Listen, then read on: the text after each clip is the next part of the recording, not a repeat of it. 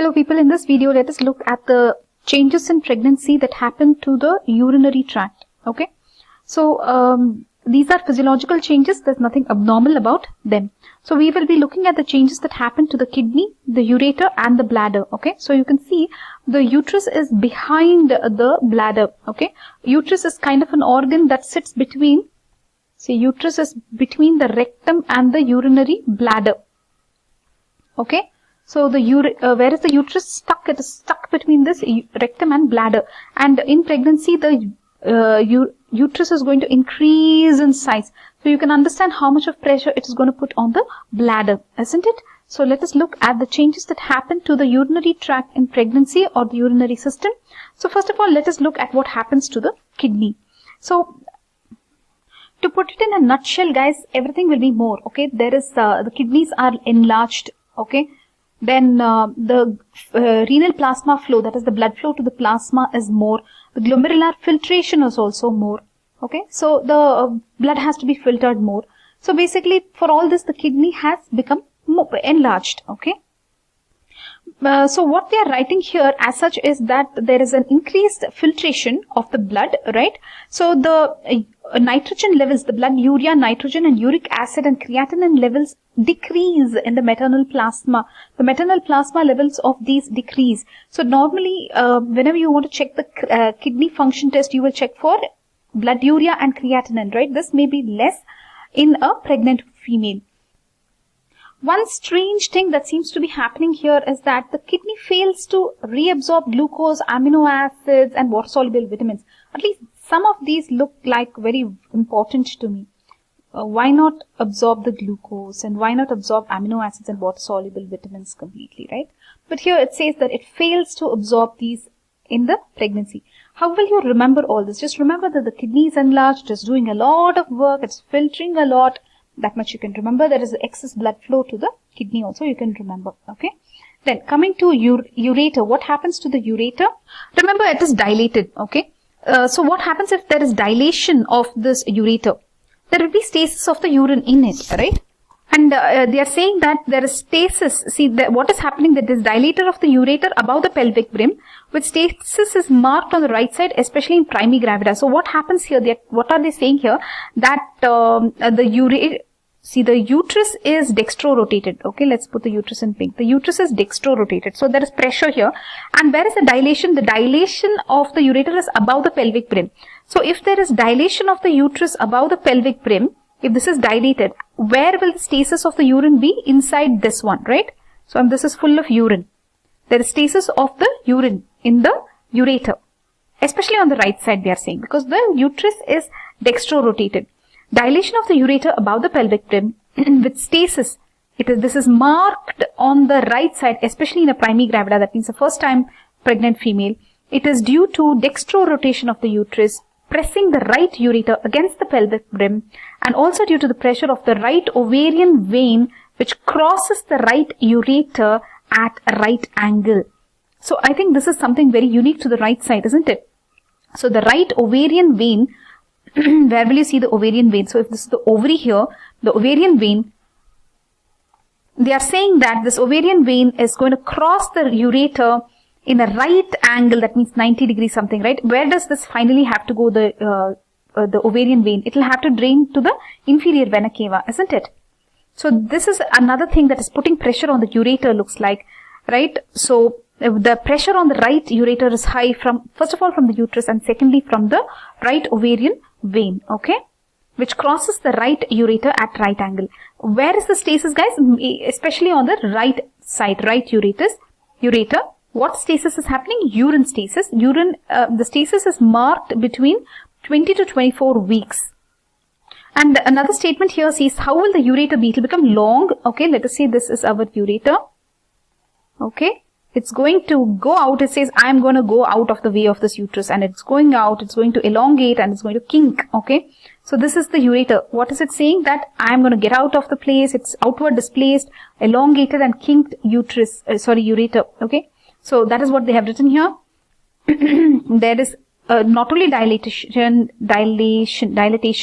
there's elongation, kinking, outward displacement of the ureters, okay?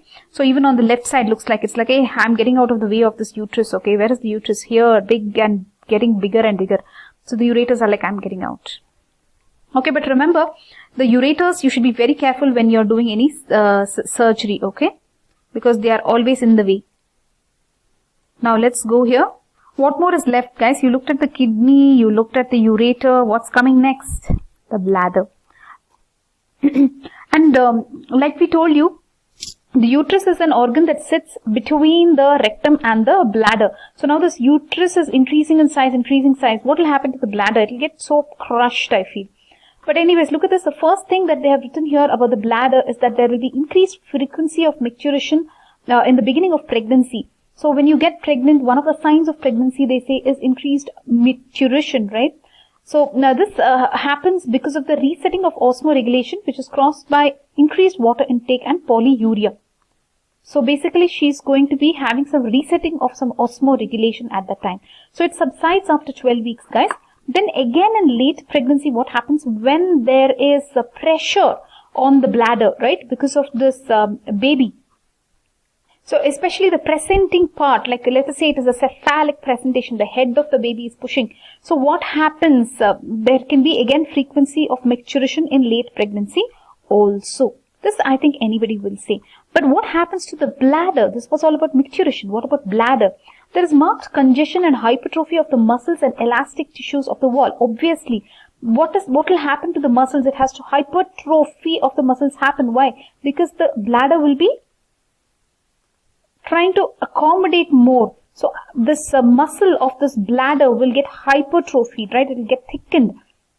And not just those, even the elastic tissues of the wall will get hypertrophied. Okay?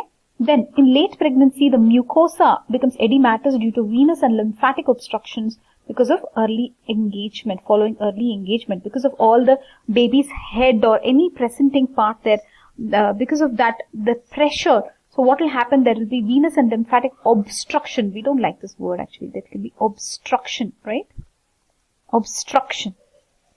And this, because of this, the mucosa will become edematous. Obviously, there's no lymphatic drainage, and even the venous part of it is blocked. So all these are things that are trying to remove the fluid from that place, right? So the mucosa becomes edematous. Okay, guys. So did you understand what happens to the bladder? I would say this is the bladder part. And this is more about the micturition. Let's put that here. Micturition. Anyways, it is increased in the beginning and increased in the end. Okay.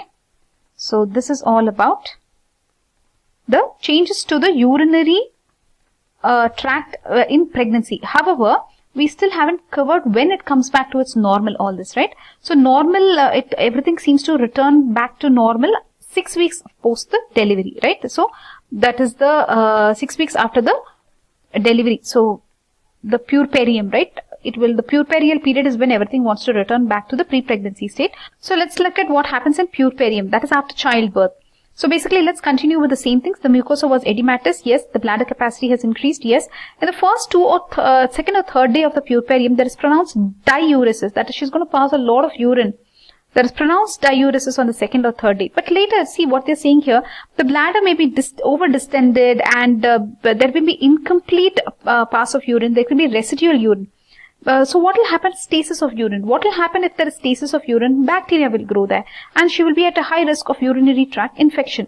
So therefore, what you should do, you should collect urine from this person in such a way that it is not going to be contaminated with lochia. You should have a clean catch of samples so that you can send it for culture and sensitivity. And after 8 weeks, everything returns to normal. Okay, they have given that everything returns to normal within 8 weeks. Okay, the kidney, the ureter, etc.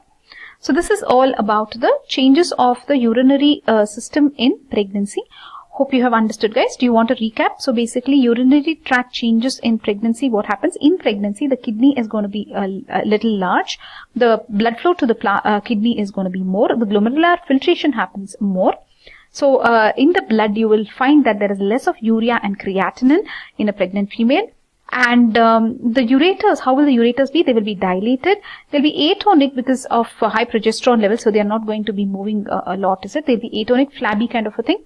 And especially on the right side, there will be pressure from the dextro-rotated uterus, and also because of the right ovarian vein, which takes a bend of right angle, it takes a bend at right angle. So that is why on the right side, the ureter will be facing more pressure. And like we told you, the ureter will be dilated. So what will happen? There will be stasis of urine in the ureter. And what will happen here? The ureters will have stasis of urine, like we told you. And these ureters, what they will do? They will be dilated, elongated, pushed outward, okay, and kinked, okay, because what is there in the middle? Big uterus, right? And these ureters will be atonic, okay, that's much you have understood. Then coming to the bladder, what happens to the bladder? Again, the bladder also has to become a little big because so much of glomerular filtration is happening, and there will be hypertrophy of the muscles of the bladder. Muscles of the bladder and the elastic tissues are all hypertrophied. And what will happen? The uterus will be putting so much pressure, right? And because of the presenting part of the baby, also so much pressure on the bladder. So the venous and lymphatic obstruction is there. So what will happen? The mucosa will become edematous. The bladder mucosa will be edematous because the lymphatic drainage and the venous drainage, everything is blocked, okay? That is about bladder. Then coming to micturition. See, in the beginning of her pregnancy, she will have increased frequency of micturition. This word they are using, osmoregulation. Because of osmoregulation, she'll have increased frequency of micturition in the beginning of the pregnancy. Later it will subside, and again in late pregnancy, because of the pressure on the bladder by the presenting part of the fetus, there is increased micturition. Then is stress incontinence. So she will not be able to control her urine because of urethral sphincter weakness. It's not like all the incontinence, but stress incontinence. Like if there is stress, maybe she coughs or stresses or strains, then the urine can come out. Now let us look at the puerperium. What happens? That is after childbirth, the mucosa is edematous. That they are telling you the bladder capacity has increased. Yes. On the second to third day of the puerperium, there is diuresis. So there is a lot of urine that she passes. Then what happens? Then because of this over-distended bladder and incomplete evacuation of the bladder, there can be stasis of the urine, because of which there will be risk of urinary infection. Okay. So you should always take a clean catch of the sample which is not contaminated with the lochia and send it for culture and sensitivity to find out which organism is causing the urinary tract infection. Okay. And after 8 weeks, all of these kidney, etc. will, kidney, ureter, bladder, everything will return to normal size after 8 weeks. So this is all about the urinary tract changes in pregnancy. Hope you have learned something. Bye-bye.